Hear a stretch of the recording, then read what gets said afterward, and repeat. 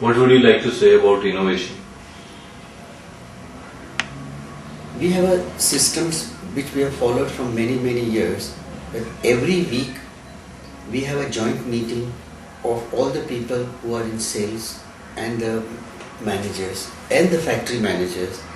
We sit down and discuss for a couple of hours and try and find out what were our faults for the last week, what were our strengths, what is it that the customer wants. Because every time we get a feedback from the people on the floor that the customers are looking for something new, something different, and having known this gap, we sit down and work out so that this gap is filled, and then we can satisfy a vast base of furniture customers.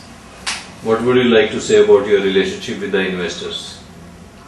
I think we've got an excellent relationship with our investors. They have great confidence in us, and all the people who stay with us will definitely grow.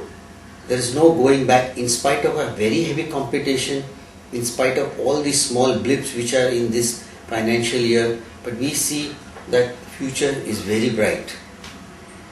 What has been the secret of your consistent growth? It's very simple. Hard work and taking care of the customers, looking at their complaints if and when, and attending very promptly to them. What's your goal? Where you want to reach? We would definitely like to have our showrooms in all the majors and second cities in India. But for that, we'll have to have our back office much stronger so that we can customize furniture for people at anywhere in India and be able to transport it to them. Anything else you would like to say about your company? I think last 37 years have been a very wonderful years for us.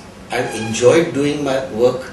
Me and my wife are doing full-time this work out of pure love and passion.